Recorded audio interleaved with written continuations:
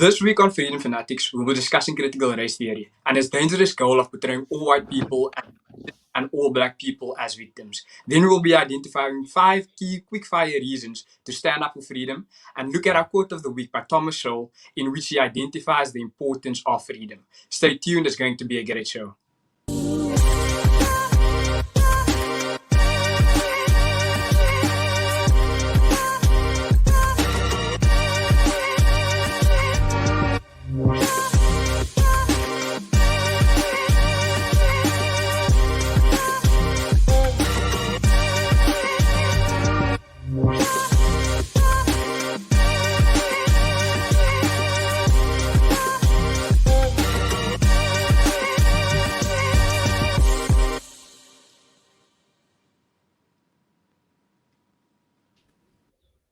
Welcome to Freedom Fanatics, a production of the Freedom Advocacy Network. This show is every Tuesday at 6 p.m. on YouTube and Facebook and IGTV. Each week we discuss the latest fan content with authors and creators right here. My name is Solon Boyson and today I'm joined by Alex and Tariq. It's good having you guys on the show today. And so here at FAN, we are all about promoting freedom and checkmating bad ideas that threaten your freedom.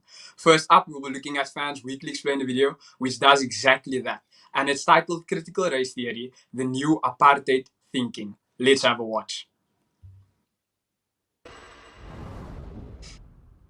You are an individual, not just a race or a skin color. The apartheid government did not believe this to be true. Sadly, the South African government of today also thinks you are just a race or a skin color. Race was what defined you in apartheid South Africa, not your beliefs, faith, values, ideas, or ambitions. Just race.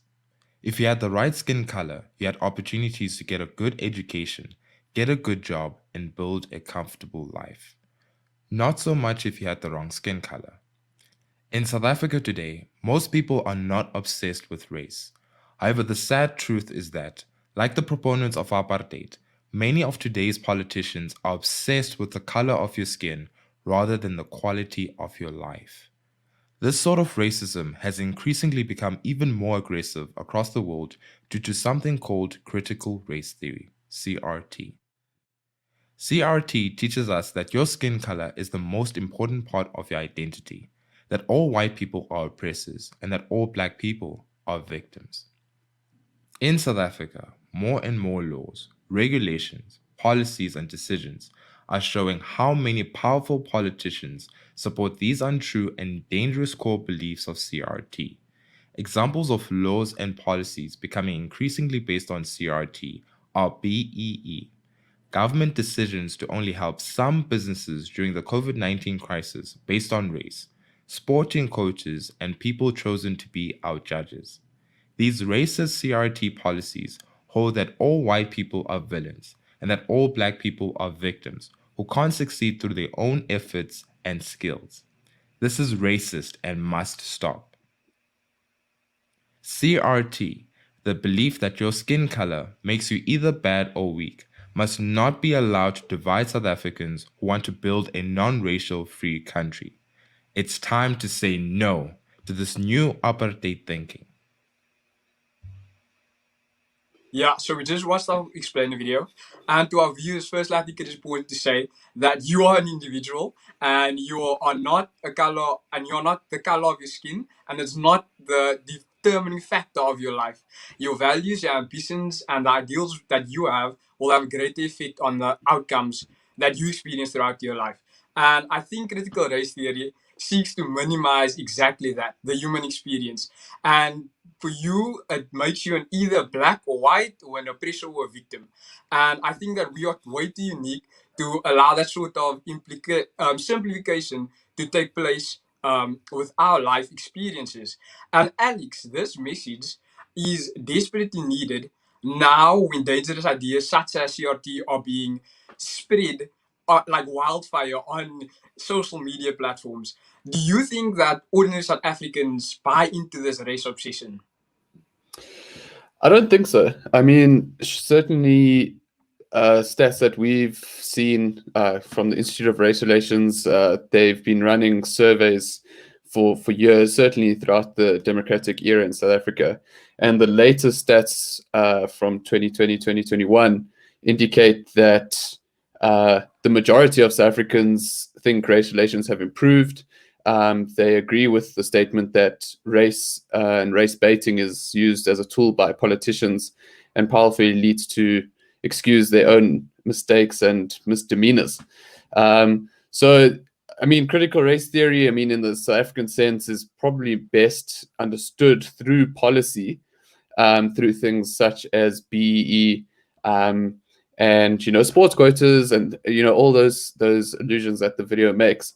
And yeah, just the thing that strikes me about critical race theory and looking through the world with race as the determining factor is alarmingly illiberal and very, at its core, anti-humanist, and it's quite frightening, actually.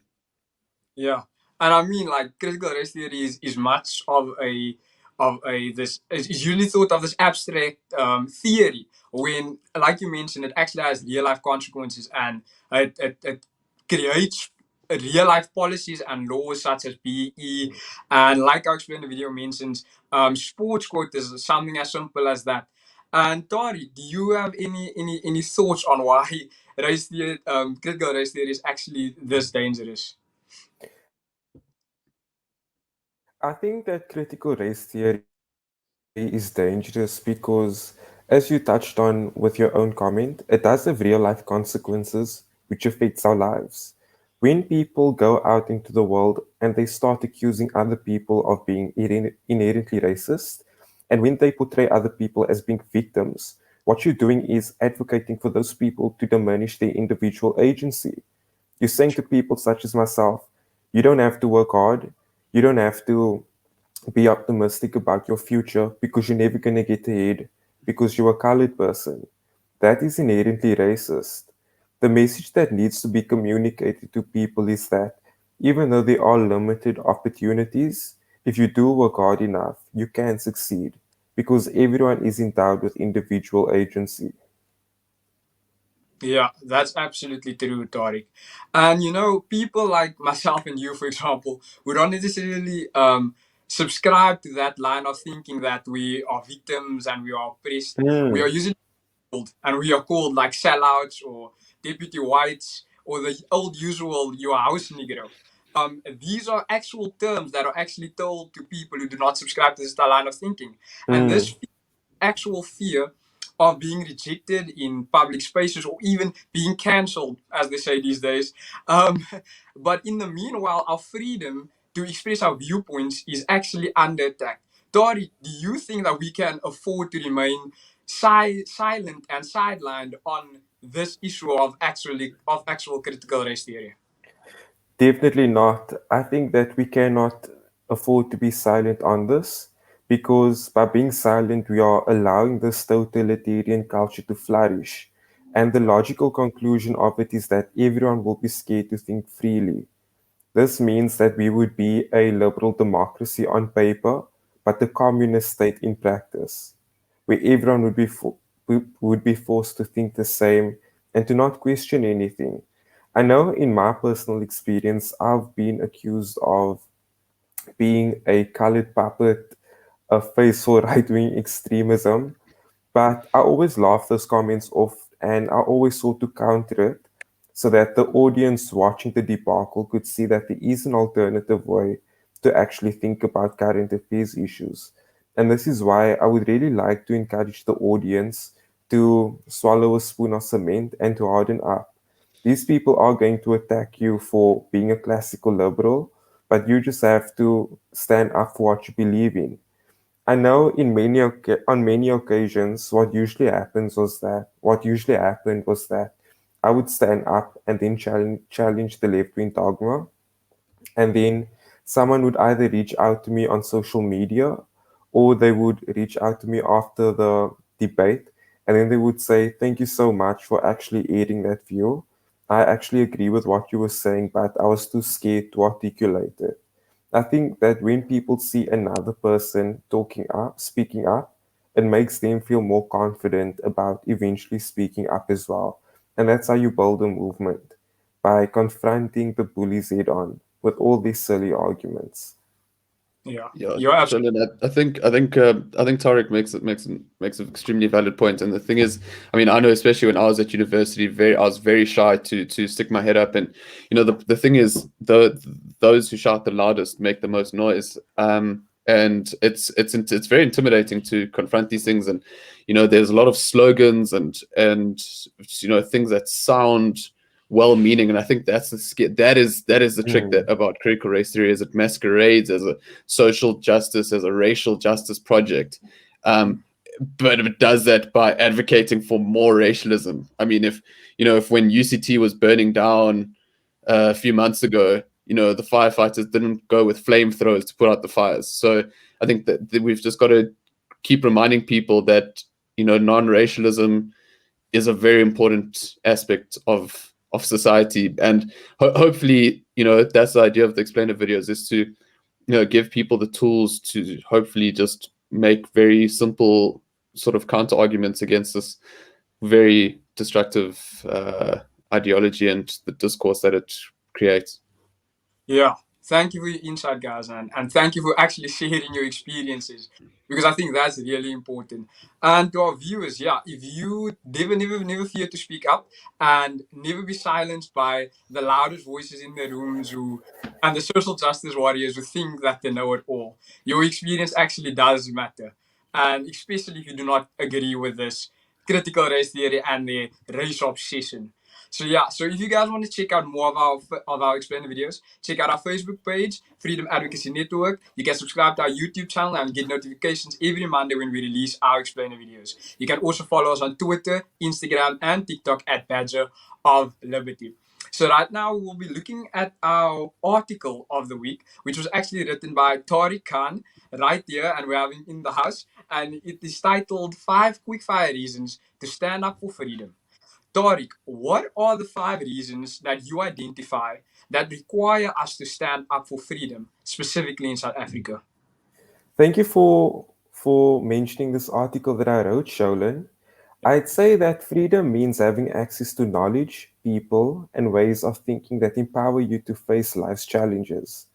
What this means is that freedom just makes certain resources accessible, which allows you to solve certain problems. Just imagine if we were actually living in a communist state that limited the flow of information, then it would be really difficult for us to get in touch with the resources that we need to solve our problems. And this is a problem that you see in many communist states like North Korea and China, for instance, where people do not even have free access to the internet. As you know, in this modern century that we're living in, we really use the internet to disseminate information. We have the freedom to use it. And this is something that's actually limited in those communist countries. And then freedom also means using your skills to solve other people's problems and to earn an income. This means that in a free society, there are opportunities for people upskill themselves. And this gives us the opportunity to take responsibility for our own circumstances. The other point I mentioned was that freedom means using your own money and resources to buy what you need to live a good life. So, as you know, according to communist theory, the government needs to portion out resources to people. And it might sound good in theory, according to those communists, but in reality, it's actually terrible. In countries like North Korea, the government actually rations out food to people, and these portions are so small that you can barely survive on it. So many people in North Korea have died because of the government's rationing program. And I think one of the benefits of living in a free society is that you can actually take personal responsibility over your own life and you can buy what you want. The government doesn't give it to you in a limited quantity. And then the other point was that freedom means raising your children according to your values and peaceful beliefs. And I think that this point is pretty much self explanatory.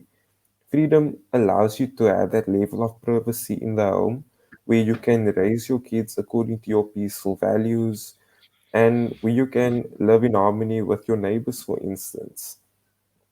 And then the fifth point was that freedom means living peacefully according to your own beliefs and allowing others to do the same. In a society where there's freedom, there's tolerance, and this allows us to all live with each other in a harmonious way. And those are the five reasons why it's important to defend freedom. Five quick Yeah. fire ways, reasons to defend it. Thanks for that.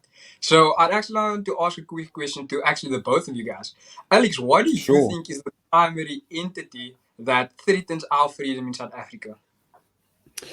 Sure. And well, yeah, I mean, we've discussed one way through a critical race theory, and that obviously, I mean, that originates in academia in the 1960s in, if I believe, the US. But racialized thinking, I mean, yeah, we've mentioned, race baiters, race hustlers, in the public discourse, and we know very well who they are primarily. But yeah, I think I think Tarek raises a good point about ideology, and it's around socialism and communism, and I think the two things that stand out, and I think it's worth bearing in mind that the ANC's main guiding document, the National Democratic Revolution, which we covered a couple of episodes back, is a socialist utopian ideal, and it seeks to undermine all those kind of things. It's exactly the same kind of stuff that the Black Lives Matter organization espouses. Destruction of the nuclear family. Race being the central tenet of your identity. And we only have to look to history to know how these kind of bad ideas affect a society. And Tariq raised the idea of famine in North Korea. I mean, I'm not familiar with that example, but there is an example of in Ukraine, almost 4 million people died as a result of famine in the 1920s. These are the kind of things that ideology through policy and state power, this is how it happens. And with South Africa, it comes down to state policies. We've discussed BEE in the explainer video. That's things like expropriation without compensation, just giving more state power. And that's the most dangerous one, in my opinion. Yeah. And you, Tariq, what do you identify as the most dangerous entity that threatens our freedom here in South Africa? I'd say the most dangerous entity that threatens our freedom in South Africa is the government, because the government has a monopoly on violence, supposedly. It has the police, it has the military, and it also legislates policies that could actually limit our freedom. I think over the years, there's been so many examples to illustrate how government is actually a threat to people's freedom. During the apartheid years, we had these crazy, loony nationalists who were trying to control everybody. Today, we have a reckless ANC government that, in some parts of the country, is using the army to militarize communities. I think it was quite recently where the president called the military to start patrolling streets in Gauteng, or they said they were going to do it. I'm not too sure, but the point that I'm trying to get at is that it's usually the government that's the threat to people's freedom. Yeah. Thanks for that, guys. And remember, to our viewers, you can find all our written content on our website, freedomadvocacy.net, where you'll be able to read more about this interesting topics and become more informed. Yeah. And next up is our quote of the week, which is a quote by Thomas Sowell, an American economist and senior fellow at the Standard University's Hoover Institution. And in it says, freedom has cost too much blood and agony to be relinquished at the cheap price of rhetoric. And you know what? And that is right. That is exactly what the critical race theory is, as cheap. And CRT specifically is not worth the blood and agony that freedom costs in this country. And we still have a long way to walk to advance that freedom. And as Tariq said, to actually become a real liberal democracy, not only on paper.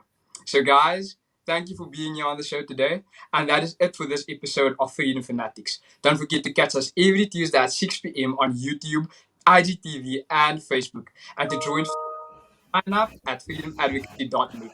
And never forget, your freedom is worth fighting for.